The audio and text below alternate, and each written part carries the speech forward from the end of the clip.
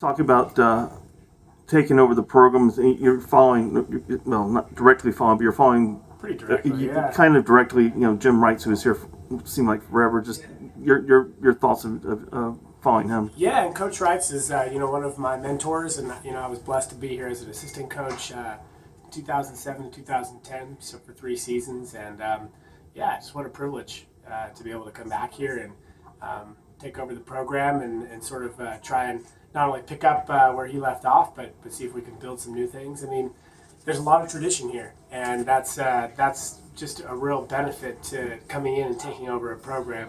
One of my main challenges this year and projects is to sort of begin to overlay some of the things that are important to me over the traditions that are already existing here. Right. And that's a big piece of what we're trying to spend time doing this year, and just trying to lay the groundwork right for years to come, and make sure that things are set the way that the system is going to carry forward and really facilitate success. In what ways will what you want to do be different from what he did? How closely will you follow what he did? Yeah, that's a good question. I mean, there's different avenues to talk about. I mean, we talk about that in terms of recruiting, in terms of training, in terms of staff structure. I think that in terms of the organization of the staff, I think that one of the things I really benefited as an assistant coach underneath him was the fact that he gave us a lot of trust, a lot of power, and a lot of freedom to be great coaches. And so in that sense, I really intend to model what I do very closely on Coach Reitz.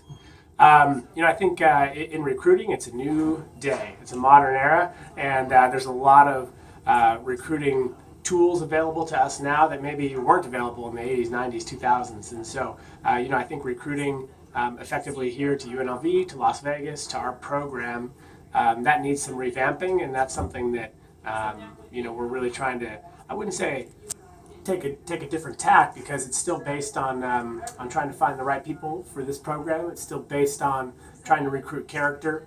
It's still based on recruiting both nationally and internationally. Those are all things that Coach Reitz did, but in terms of our techniques and how we're sort of casting our net and talking about with parents and athletes about how to get in here and how to engage the social media side of recruiting and everything. I mean, that's looks different than it did. And that's what you're referring to mostly, is taking advantage of the social media part. Sure, and even recent legislation changes in terms of now we can text recruits. Mm-hmm. That's game changer. I mean, it completely morphs the way that we communicate with them and sort of how we send messages and how we build a relationship. Because myself, I'm not a big texter. I really value face to face. I really value voice to voice.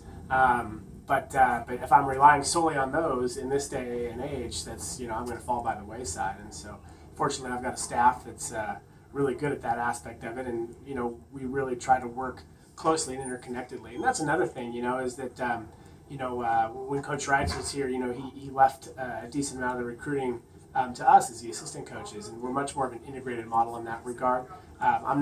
We don't have a head recruiter, a recruiting coordinator. That's not a role that we do. I mean, I tell my staff that there's 2 things that we all do, and that's we all coach and we all recruit. Everything else we can sort of like divvy up responsibility, but not those 2. We're all fully engaged in those 2 aspects of the program.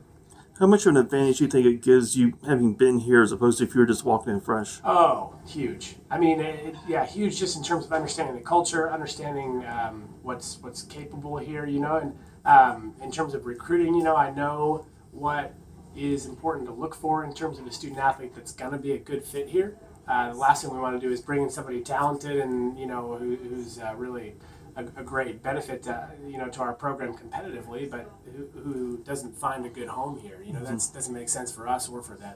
And so I think that's huge. I do know how to recruit to UNLV into the town of Las Vegas.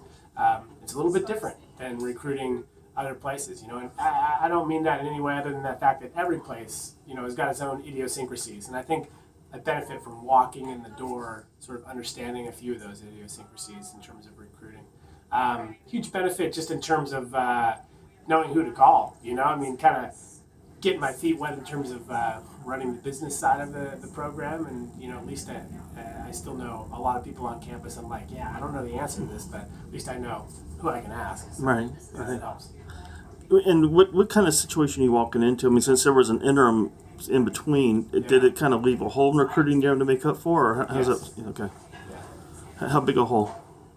I would say the men's and women's programs are in different stages in that regard. I think on the men's side, we're really blessed to have some really top-level international quality athletes. The depth needs some bolstering on the men's side.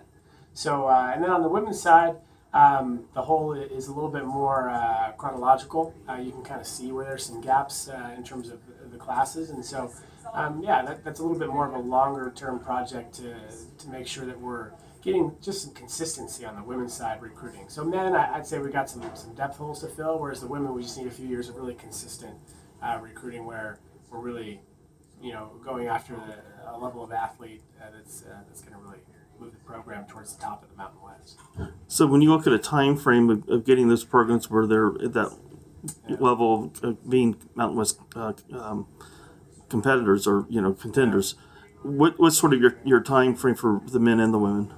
Yeah, I mean, I think the men, hopefully we'll be able to challenge for a WAC championship this year and certainly next for the men. For the women, I think in the Mountain West, it's a very, very competitive conference.